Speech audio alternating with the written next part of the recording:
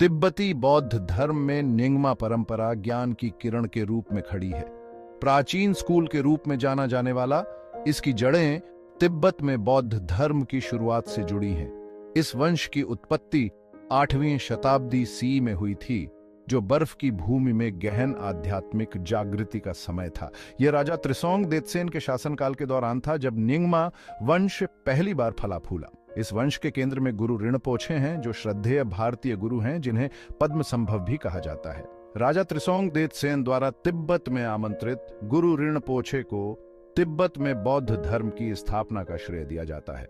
उन्होंने कुशलता से बुद्ध की शिक्षाओं को स्वदेशी तिब्बती मान्यताओं के साथ एकीकृत किया।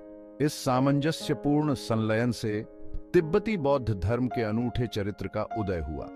गुरु रिनपोछे ने तिब्बत की आध्यात्मिक क्षमता को पहचानते हुए भविष्य की पीढ़ियों के लिए कई शिक्षाओं यानी टर्मास को छुपा दिया। ये टर्मास, जो अक्सर भौतिक स्थानों में या चुने हुए शिष्यों के मन में छिपे होते थे, उचित समय पर फिर से प्रकट होते। शिक्षाओं को छिपाने के इस कार्य ने वंश की पवित्रता और भविष्य की पीढ़ियों के लिए इसकी अनुकूलनशीलता सुनिश्चित की। निंगमा वंश केवल एक ऐतिहासिक कलाकृति नहीं है, यह एक जीवंत परंपरा है जो तिब्बत में, पूरे हिमालय में और तेजी से दुनिया भर में फल फूल रही है। इसकी शिक्षाएं हमारे सहज बुद्ध स्वभाव की प्राप्ति पर जोर देते हुए आत्मज्ञान का मार्ग प्रदान करती हैं। निंगमा परंपरा का केंद्र वज्रयान बौद्ध धर्म की गहन प्रणाली है, जिसे अक्सर तांत्रिक बौद्ध धर्म कहा जाता है। तिब्बती बौद्ध संदर्भ में तंत्र कामुकता के बारे में नहीं है, जैसा कि अक्सर पश्चिम में गलत समझा जाता है। इसके बजाय यह आत्मज्ञान के लिए एक अत्यधिक परिष्कृत और त्वरित मार्ग है। यह प्रत्येक व्यक्ति के भीतर निष्क्रिय क्षमता को जगाने के लिए शक्तिशाली तकनीकों और प्रथाओं का उपयोग करता है।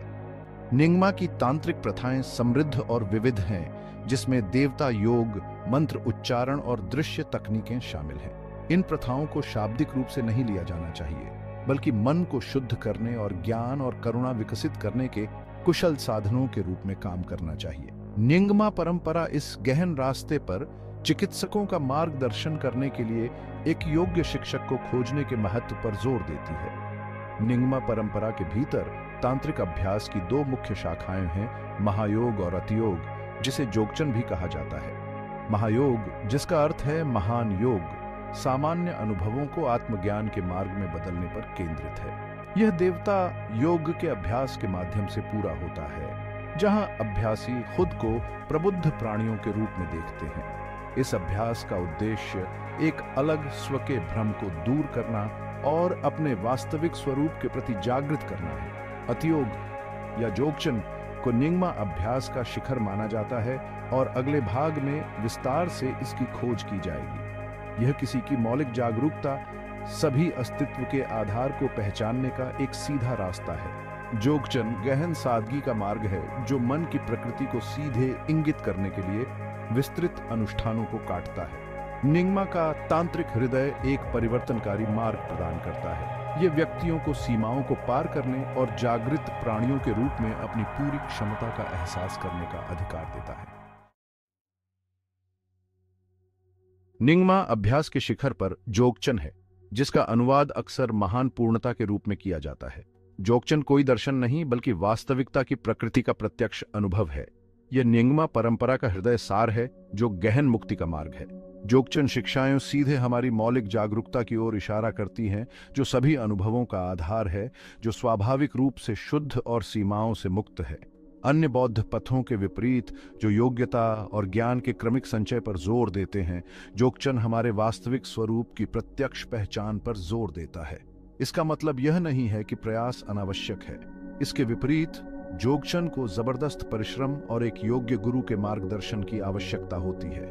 जोगचन के अभ्यास में शिक्षक से इशारा बाहर निर्देशों और जागरूकता की प्राकृतिक स्थिति में आराम करने के उद्देश्य से ध्यान प्रथाओं का संयोजन शामिल है। यह प्राकृतिक अवस्था, जिसे अक्सर रिग्पा कहा जाता है, स्पष्टता, खुलेपन और एक सहज जागरूकता की विशेषता है, जो सभी अनुभवों को व्याप्त करती है। यह ऐसा कुछ नहीं है जिसे हम बनाते हैं, बल्कि ऐसा कुछ है जिसे हम अपने वास्तविक स्वरूप को ढंकने वाले अस्पष्टताओं को दूर करके खोजते हैं। जोगचन पलायनवाद का मार्ग नहीं बल्कि पूर्ण एकीकरण का मार्ग है। सभी अनुभवों के आधार को पहचान कर हम एक अडिग शांति और करुणा विकसित करते हैं जो हमारे जीवन के हर पहलू में व्याप्त है। ये मान्यता हमें दुनिया के साथ ज्ञान और दया के साथ जुड़ने की अनुमति देती है, दुख को आनंद में और भ्रम को स्पष्टता में बदल देती है। जोगचन न्यिंगमा परंपरा की गहन गहराई के प्रमाण के रूप में खड़ा है।